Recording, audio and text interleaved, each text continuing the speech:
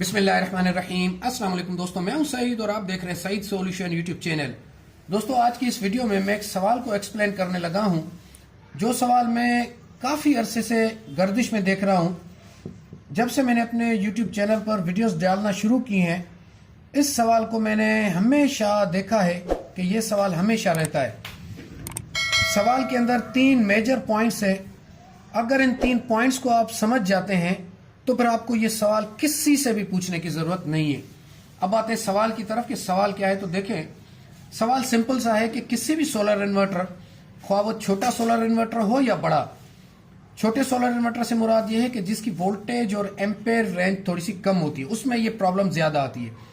छोटे solar inverter या बड़े सोलर इन्वर्टर या फिर एमपीपीटी चार्ज कंट्रोलर या फिर पीडब्ल्यूएम चार्ज कंट्रोलर के साथ बड़ी सोलर प्लेट्स हम कितनी लगा सकते हैं और छोटी सोलर प्लेट्स कितनी लगा सकते हैं, सीरीज में लगा सकते हैं या फिर पैरेलल में लगा सकते हैं, क्योंकि वोल्टेज और एम्पेयर्स इन सोलर इन्वर्टर और चार्ज कंट्रोलर की मुख्तलिफ होती है।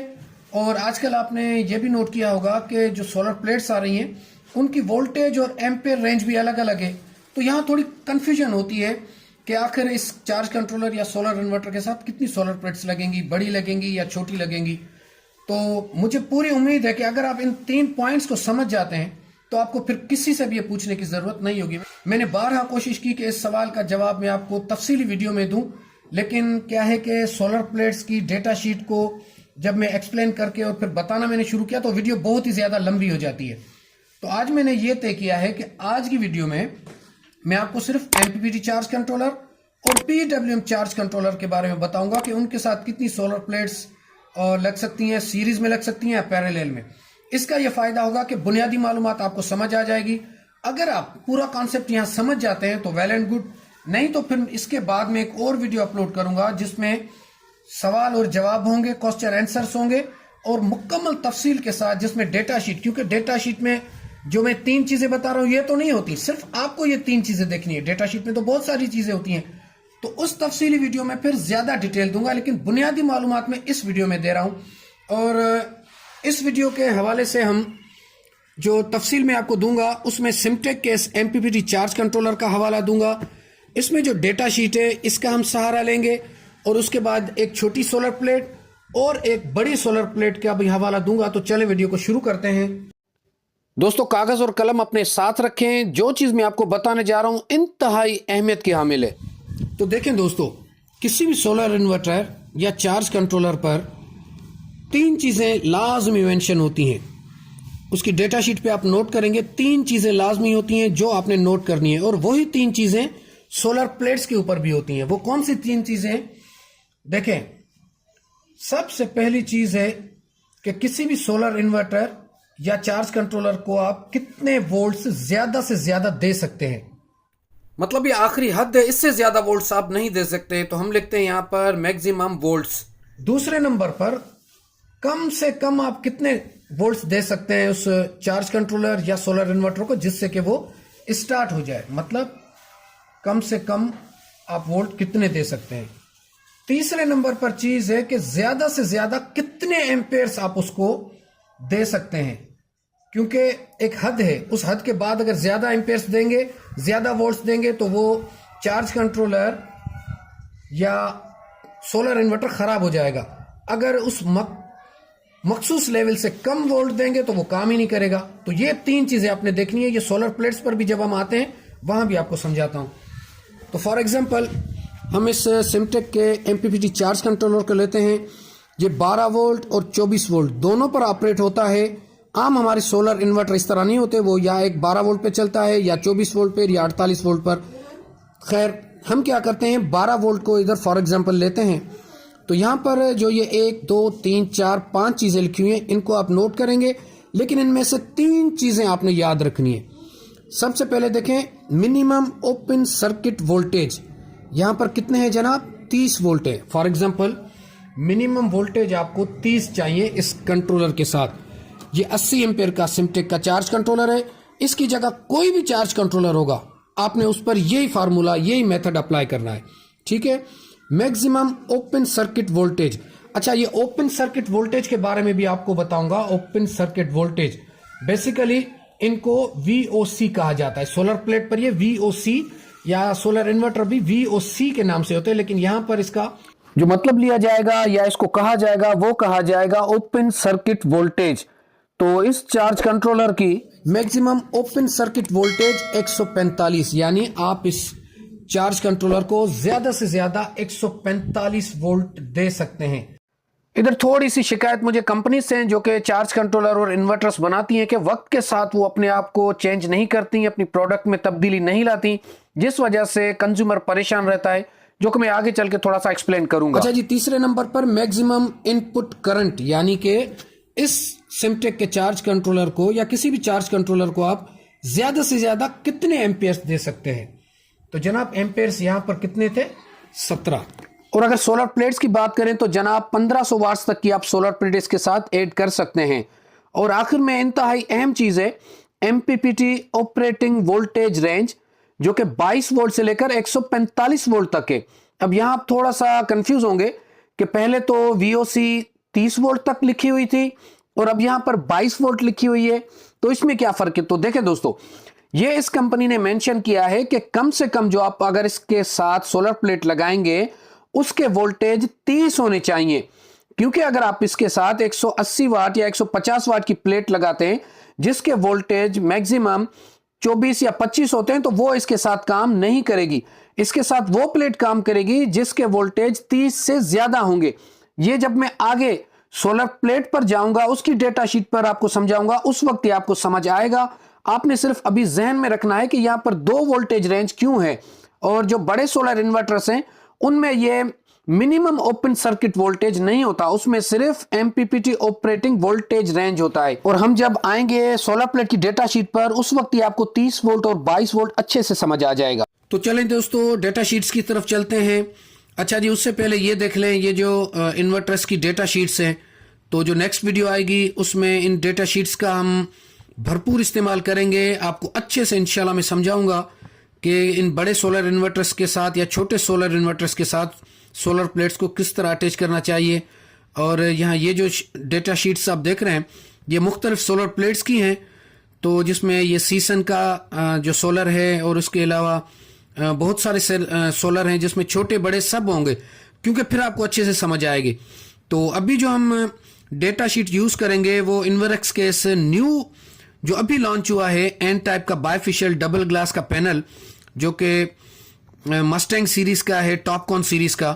तो एक तो इसका हम एग्जांपल लेंगे और इसके साथ हम एक छोटे सोलर पैनल का एग्जांपल लेंगे, इसके वोल्ट और एम्पेयर्स। अच्छा जी, यहां पर आप देखें कि 6 चीजें यहां पर लिखी हुई हैं, 6 यहां पर, यानी कि टोटल 12 चीजें यहां पर लिखी हुई हैं, लेकिन हमने इनमें से सिर्फ 2 चीजों को पकड़ना है। तो ठीक है, वो कौन सी 2 चीजें होंगी वो मैं आपको थोड़ा सा और जूम करके और दिखा देता हूं। तो जनाब ये रही वो 2 चीजें जिनको आपने पकड़ना है। ठीक है, अब सबसे पहले देखें वोल्टेज 8P मैक्स, यानी कि VMP कहा जाता है इसको। उसके बाद एक करंट 8P मैक्स, IMP, आई होता है करंट का सिंबल, और मैक्सिमम यानी कि मैक्सिमम पावर। अच्छा, इसको अगर दूसरे अल्फाज में मैं देखूं, जो बाकी सोलर प्लेट्स होती हैं तो उनमें मैक्सिमम पावर के नाम से भी आता है, मैक्सिमम पावर वोल्टेज और मैक्सिमम पावर करंट। ठीक है, तो मतलब VMP या IMP आप देखेंगे ये 2 चीजें। अच्छा, पहले नंबर पर वोल्ट है, दूसरे नंबर पर करंट है। अच्छा, इसके ठीक नीचे आप देखें ओपन सर्किट वोल्टेज, यानी कि ये भी वोल्टेज है, और शॉर्ट सर्किट करंट, ये भी करंट है, यानी कि ये जो ऊपर वाली 2 चीजें हैं ये 2 वोल्ट और करंट है, नीचे भी 2 वोल्ट और करंट है। अब इन दोनों को हम अलग अलग करते हैं।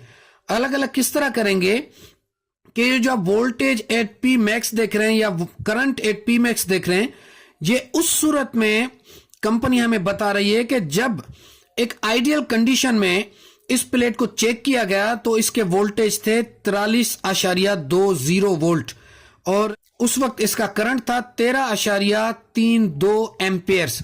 ठीक है, जब इन दोनों को आप मल्टीप्लाई करेंगे तो 575 वाट बनेगा, यानी कि जब इसको आइडियल कंडीशन में चेक किया गया, या यूं कह लें कि जब इस सोलर प्लेट पर लोड होगा तो उस वक्त इसके वोल्ट 43 तक आ सकते हैं और इसके एम्पियर्स 3.2 तक आ सकते हैं जब ये इस प्लेट पर लोड डाला जाएगा। और जब इस प्लेट पर लोड नहीं डाला जाएगा, मतलब कि खाली प्लेट आपने धूप में रख दी, उसके आपने वोल्ट चेक किए, तो वो कहां तक जा सकते हैं? वो जा सकते हैं 51.9 वोल्ट तक।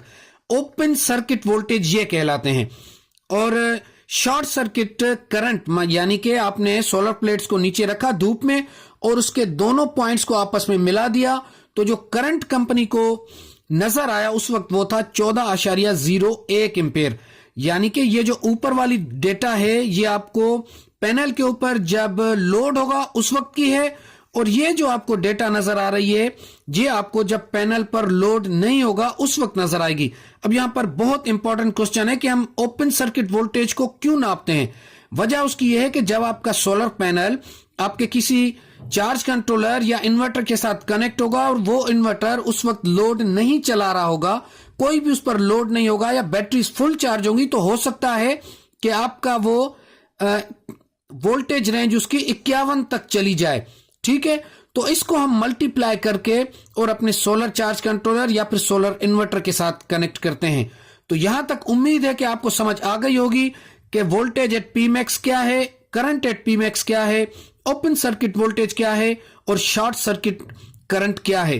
तो अब इसके साथ एक दूसरी छोटी प्लेट का भी मैं यही डेटा आपको साइड पर रखता हूं, और फिर हम देखते हैं कि अब ये प्लेट हम इस एमपीपीटी चार्ज कंट्रोलर के साथ किस तरह ऐड कर सकते हैं, और इसकी जगह अगर एक छोटी प्लेट होगी तो उसको हम किस तरह ऐड कर सकते हैं। तो चलते हैं बोर्ड पर और वहां पर मैं आपको तफसील से समझाता हूं। तो चलें दोस्तों, फाइनली हम अपने वीडियो के आखिरी और इम्पोर्टेंट मरहले पर आ गए हैं और मैंने सारी डिटेल यहाँ पर मेंशन कर दी है।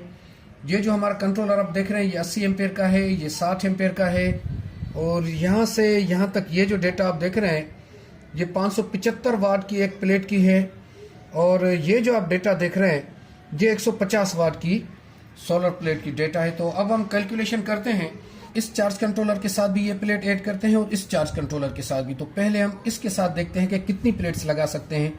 तो जनाब इसके लिए आपको क्या करना होगा, जो ओपन सर्किट वोल्टेज है पहले नंबर पर, जो इम्पोर्टेंट चीज़ है वो ओपन सर्किट वोल्टेज आपको उठाने होंगे जो कि 51.9 वोल्ट्स बनते हैं।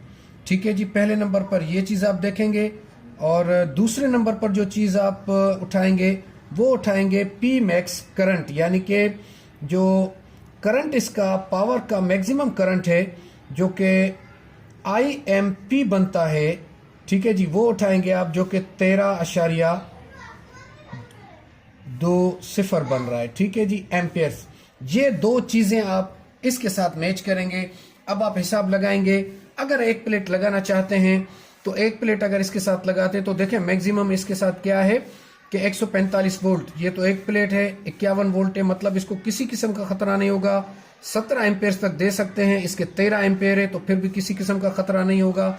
ठीक है जनाब, तो एक प्लेट अगर आप लगाना चाहते हैं तो लगा दे। और मेरा मशवरा भी आपको ये होगा कि अगर कोई एमपीपीटी आप यूज करते हैं ना, उसके साथ सिर्फ एक सोलर प्लेट्स लगाएं अगर 12 वोल्ट पे यूज करते हैं। हाँ, अगर 24 वोल्ट पर आप यूज करते हैं तो फिर आप 2 या 4 प्लेट्स लगा सकते हैं। लेकिन अगर सिंगल बैटरी है और उस पर आप घर का हल्का फुल्का लोड चलाना चाहते हैं तो फिर एक प्लेट ही बहुत है।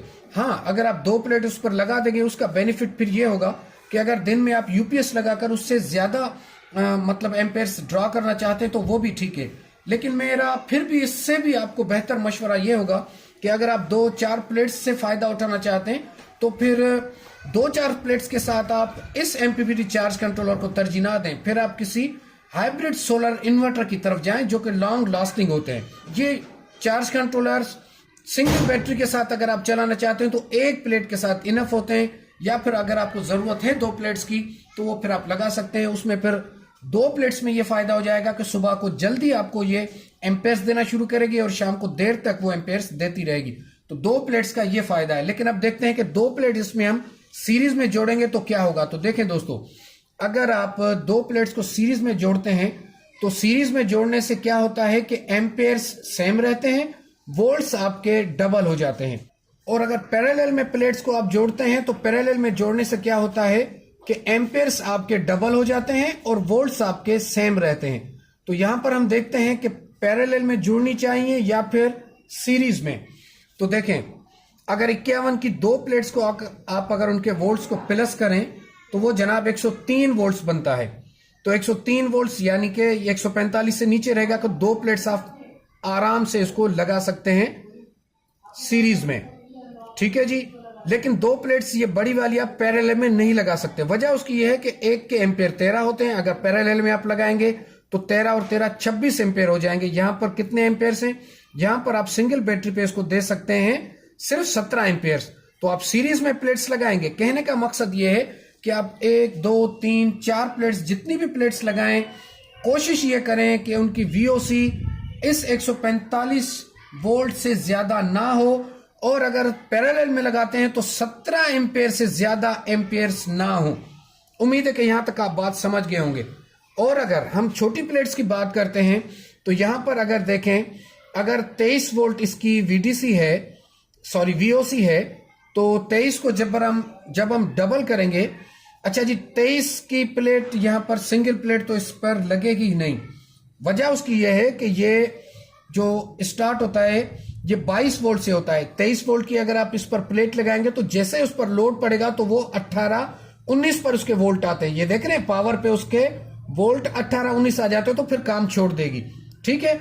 इसलिए यहां पर लिखा गया था कि 30 वीओसी होनी चाहिए।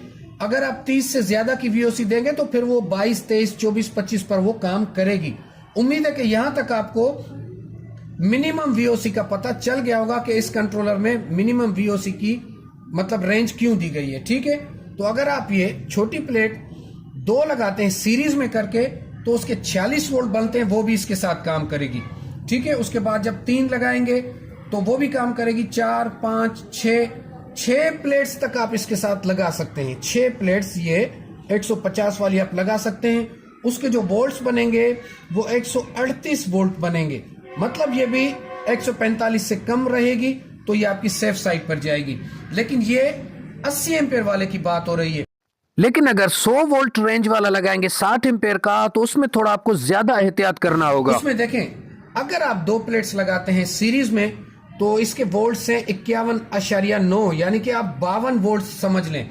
तो अगर आप इसकी 2 प्लेट्स लगाते हैं तो ये इसकी 2 प्लेट्स की रीडिंग हो जाएगी जनाब 103, जबकि यहां पर तो इसकी रेंज है 100 वोल्ट और यहाँ पर आपकी जो सोलर प्लेट्स की वोल्टेज रेंज है वो तो 103 से ज्यादा है, मतलब एक्सीड हो गई। लेकिन यहाँ पर काफी सारे लोग इस 60 एम्पेयर वाले के साथ 2 प्लेट सीरीज में लगा देते हैं। वजह उसकी यह है कि जब ऊपर से वायर्स नीचे आती हैं तो लाइन लॉसेस की वजह से 103 वोल्ट्स तक उनकी रेंज जाती ही नहीं है। लेकिन एक चीज याद रखें कि इस तरह की जब आप स्ट्रिंग लगाते हैं जिसमें अगर उसकी मैक्सिमम वोल्टेज 100 है और 103 वोल्ट्स तक अगर उसकी वीओसी बनती है तो फिर क्या होता है कि आमतौर पर जब लोड होता है उस वक्त तो ये चीज चल जाती है।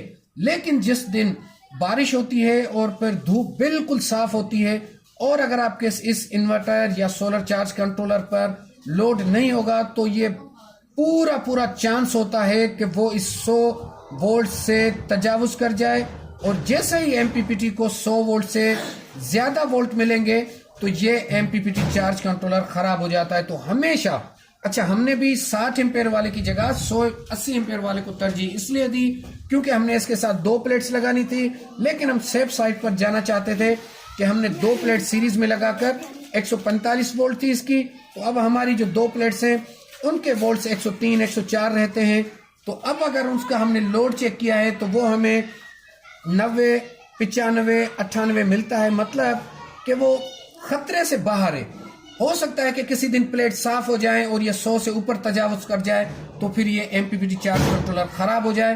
तो इस चीज का आपने ध्यान रखना है कि जो आपको वीओसी की रेंज बताई गई है उससे एक्सीड या उसके बराबर भी ना रहें, उससे 20 30 या फिर 40 एम्पेयर्स आप वोल्ट्स आप नीचे ही रहें तो आपका फिर एमपीपीटी चार्ज कंट्रोलर या सोलर इन्वर्टर खराब नहीं होगा। उम्मीद है कि यहां तक आप इस बात को समझ गए होंगे। चलें दोस्तों, आखिरी 1 मिनट रह गया है तो इसमें कुछ सवालात भी क्लियर कर देता हूं। तो देखें, मैं जो कंपनी से शिकायत कर रहा था कि जिस तरह इसके मैक्सिमम वोल्टेज आपने 145 रखे हैं, तो अगर वो 160 वोल्ट्स होते तो फिर हमें किसी किस्म का कोई मसला नहीं होता। तो कंपनीज को ये चाहिए कि सोलर प्लेट्स के मॉडल्स को देखकर और फिर अपने चार्ज कंट्रोलर्स और जो सोलर इन्वर्टर्स हैं उनके वोल्टेज को बढ़ाएं, तो इससे कंज्यूमर कभी भी परेशान नहीं होगा। दूसरे नंबर पर आप ये सोच रहे होंगे कि 145 की वोल्टेज रेंज है, तो लोगों ने तो 3 प्लेट्स भी इसके साथ सीरीज में लगाई हैं। तो दोस्तों, ये हर किसी की मर्जी है, जो लगाना चाहता है वो लगाए, लेकिन मैं हमेशा सेफ साइड पर जाता हूं, इसलिए आपको भी ये मशवरा दूंगा कि आप कम से कम वोल्टेज रखें। और इसके बाद जनाब, अगर बात करें PWM चार्ज कंट्रोलर की, तो उस पर मैं 1-2 मिनट की वीडियो अलग से बना दूंगा। टाइम बहुत हो गया है। अल्लाह हाफिज।